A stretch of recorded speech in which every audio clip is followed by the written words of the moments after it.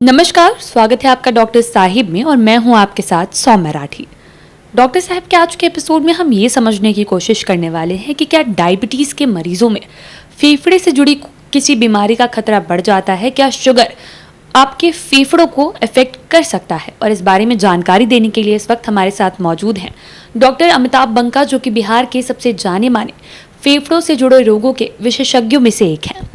सबसे पहले डॉक्टर साहब नमस्कार, बहुत बहुत स्वागत है आपका। नमस्कार, धन्यवाद सौम्या। डॉक्टर साहब, क्या शुगर की बीमारी की वजह से एक व्यक्ति के फेफड़ों पर कोई असर आ सकता है? बड़ा अच्छा सवाल है सौम्या। देखिए, शुगर एक ऐसी बीमारी है जिससे शरीर के लगभग सारे हिस्सों पे कुछ ना कुछ असर ज़रूर होता है और फेफड़ा भी उससे अछूता नहीं रहता है। नॉर्मली शुगर के मरीजों में जो लंग फंक्शन है वो थोड़ा धीरे धीरे डिक्लाइन होता है, तो प्रॉब्ली एक ये कारण है कि शुगर के मरीजों में भी अस्थमा, सीओपीडी, ये सब बीमारियां अक्सर ज़्यादा होती हैं। दूसरा एक ये है कि शुगर के जो मरीज होते हैं उनका इम्यूनिटी जो होता है बाकी मरीजों से कम होता है, और शुगर के मरीजों में अक्सर इन्फेक्शन बार बार होने के चांसेस ज़्यादा होते हैं। तो पहला तो एक तो इन्फेक्शन और निमोनिया का रिस्क ज़्यादा होता है। दूसरा, शुगर के पेशेंट्स में ट्यूबरकुलोसिस के रिस्क भी बहुत ज़्यादा हाई होते हैं। ना तो सिर्फ रिस्क हाई होता है, बल्कि अगर आपको ट्यूबरकुलोसिस है और आपको शुगर है तो टीबी का मैनेजमेंट में भी हमें डिफ़िकल्टी आती है कि टीबी की दवाइयों को भी जो असर आता है उसमें भी थोड़ा सा समय ज़्यादा लगता है और हमें उसको ज़्यादा लंबे समय तक फॉलोअप करना पड़ता है।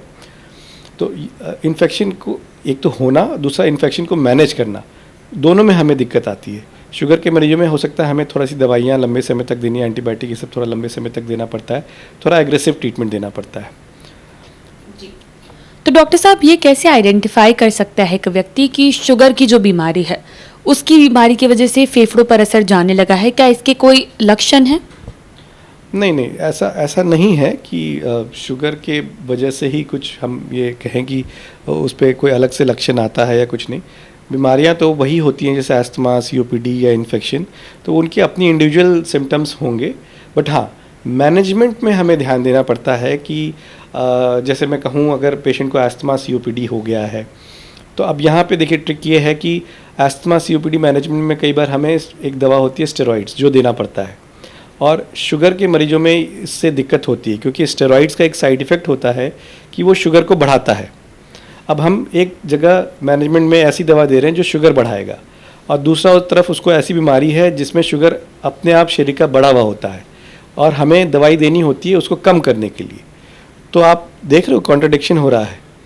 तो इसीलिए हमें कई बार मैनेजमेंट में कई बार दिक्कत आती है। अक्सर जो अस्थमा सीओपीडी के पेशेंट होते हैं जिनमें शुगर होता है, डायबिटीज़ होता है, तो वो अगर एडमिट होते हैं और उनका शुगर लेवल हाई होता है और उनको मैनेज करना हमारे लिए हॉस्पिटल में भी दिक्कत होता है, उनका लेंथ ऑफ स्टे ज़्यादा होता है, उनको उनके अंदर मोर्टेलिटी का रिस्क, मतलब मरने का रिस्क चांसेस ज़्यादा होता है अगर हम उसको प्रॉपरली, अगर हम उस पर ध्यान ना दें, शुगर पे ध्यान ना दें और हम उसको प्रॉपरली मैनेज ना करें, अगर उस पर कंट्रोल ज़्यादा अच्छे से ना करें। तो ये हमें बहुत ध्यान रखना पड़ता है शुगर के मरीजों में कि हम क्या दवा दे रहे हैं और कैसे दे रहे हैं। डॉक्टर साहब, अभी आपने बताया कि अस्थमा और सीओपीडी के जो पेशेंट्स हैं, अगर उन्हें शुगर की बीमारी हो जाए तो दिक्कत काफ़ी और ज़्यादा बढ़ सकती है। तो ऐसे में जो अस्थमा के मरीज़ आपने बताया कि वो तो यंग एज में आइडेंटिफाई की जा सकती है बीमारी, अगर उन्हें शुगर हो जाए तो आगे फिर स्टेरॉइड्स के बिना क्या ट्रीटमेंट संभव है, या फिर किस तरीके से डिफरेंटली इलाज किया जाता है? नहीं, देखिए बिल्कुल, देखिए स्टेरॉइड जो है दो तरह का होता है, एक इनहेल्ड फॉर्म होता है और एक ओरल या आईवी फॉर्म होता है। ठीक है, जो ओरल आईवी फॉर्म होता है वो ज़्यादा नुकसान करता है, इनहेल्ड फॉर्म से इतना दिक्कत नहीं आता है। तो मैं अक्सर कई बार वीडियो में कह चुका हूँ कि इनहेलर्स जो है वो मेन ट्रीटमेंट है, वो सबसे अच्छा इलाज है, उनके साइड इफ़ेक्ट्स बहुत कम हैं। अगर मरीज इनहेल्ड फॉर्म को अच्छे से लेगा तो उसको हमें आगे भी मैनेज करने में, उसके शुगर को भी मैनेज करने में इतनी दिक्कत नहीं आती है। तो उसको इनहेल्ड फॉर्म पे हम लोग मैनेज करने का कोशिश करते हैं, ज़्यादा से ज़्यादा कोशिश करते हैं कि अगर उसको ओरल या आईवी स्टेरॉइड ना देना पड़े।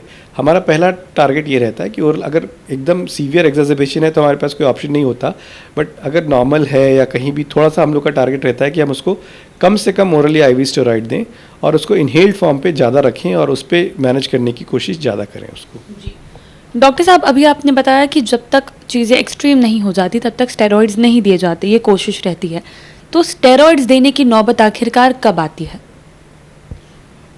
स्टेरॉइड देने की नौबत तब आती है जब मरीज को बहुत ज़्यादा सांस की दिक्कत हो, बहुत ज़्यादा एक्सेसिव वीजिंग हो, उसका ऑक्सीजन लेवल नहीं मेंटेन कर रहा हो, उसके शरीर में कार्बन डाइऑक्साइड जो नॉर्मल हम लोग गंदी हवा बोल देते हैं वो बढ़ गई हो, पेशेंट गफलत में जा रहा हो या वेंटिलेटर पे जा रहा हो, तो ऐसे केसेस में हम लोग को स्टेरॉइड तो देना ही पड़ता है, खासकर COPD और अस्थमा के मरीजों में।